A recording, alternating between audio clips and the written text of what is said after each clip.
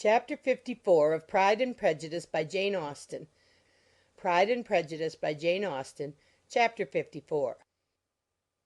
As soon as they were gone, Elizabeth walked out to recover her spirits, or, in other words, to dwell without interruption on those subjects that must deaden them more. Mr. Darcy's behaviour astonished and vexed her. "Why, if he came only to be silent, grave, and indifferent," said she, "did he come at all? she could settle it in no way that gave her pleasure. He could be still amiable, still pleasing to my uncle and aunt when he was in town, and why not to me? If he fears me, why come hither? If he no longer cares for me, why silent? Teasing, teasing man! I will think no more about him." Her resolution was for a short time involuntarily kept by the approach of her sister, who joined her with a cheerful look which showed her better satisfied with their visitors than Elizabeth. "Now," said she, "that this first meeting is over, I feel perfectly easy. I know my own strength, and I shall never be embarrassed again by his coming. I am glad he dines here on Tuesday. It will then be publicly seen that on both sides we meet only as common and indifferent acquaintance." "Yes, very indifferent indeed," said Elizabeth laughingly. "Oh, Jane, take care." "My dear Lizzie, you cannot think me so weak as to be in danger now." "I think you are in very great danger of making him as much in love with you as ever." They did not see the gentleman again till Tuesday, and Mrs. Bennet in the meanwhile was giving way to all the happy schemes which the good humour and common politeness of Bingley in half an hour's visit had revived. On Tuesday there was a large party assembled at Longbourn, and the two who were most anxiously expected, to the credit of their punctuality as sportsmen, were in very good time. When they repaired to the dining-room, Elizabeth eagerly watched to see whether Bingley would take the place which in all their former parties had belonged to him, by her sister. Her prudent mother, occupied by the same ideas, forbore to invite him to sit by herself.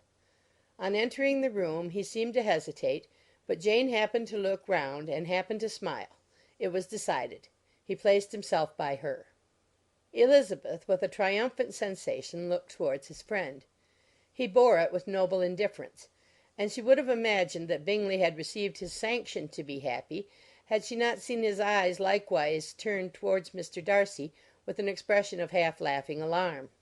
His behaviour to her sister was such, during dinner-time, as showed an admiration of her, which, though more guarded than formerly, persuaded Elizabeth that if left wholly to himself, Jane's happiness and his own would be speedily secured. Though she dared not depend upon the consequence, she yet received pleasure from observing his behaviour. It gave her all the animation that her spirits could boast, for she was in no cheerful humour. Mr. Darcy was almost as far from her as the table could divide them. He was on one side of her mother. She knew how little such a situation would give pleasure to either, or make either appear to advantage. She was not near enough to hear any of their discourse, but she could see how seldom they spoke to each other, and how formal and cold was their manner whenever they did. Her mother's ungraciousness made the sense of what they owed him more painful to Elizabeth's mind, and she would at times have given anything to be privileged to tell him that his kindness was neither unknown nor unfelt by the whole of the family. She was in hopes that the evening would afford some opportunity of bringing them together, that the whole of the visit would not pass away without enabling them to enter into something more of conversation than the mere ceremonious salutation attending his entrance. Anxious and uneasy, the period which passed in the drawing-room before the gentlemen came was wearisome and dull to a degree that almost made her uncivil.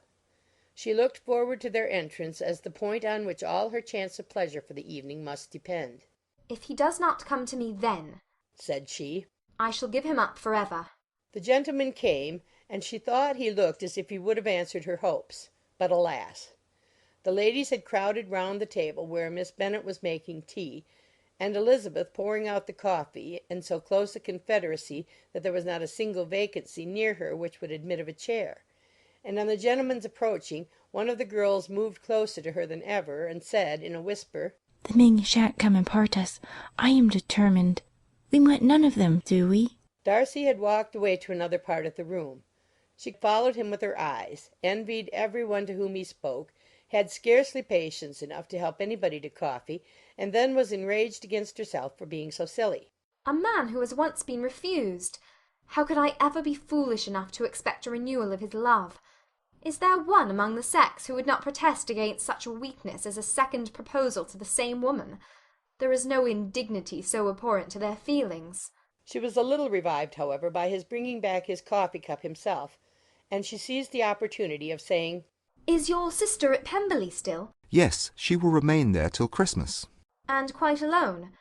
Have all her friends left her? Mrs. Annesley is with her.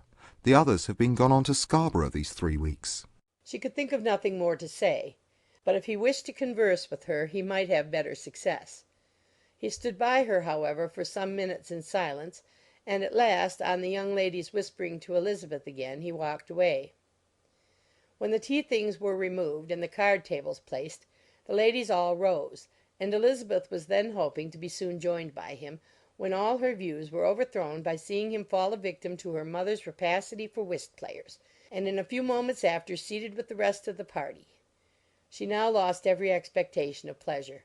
They were confined for the evening at different tables, and she had nothing to hope but that his eyes were so often turned towards her side of the room as to make him play as unsuccessfully as herself.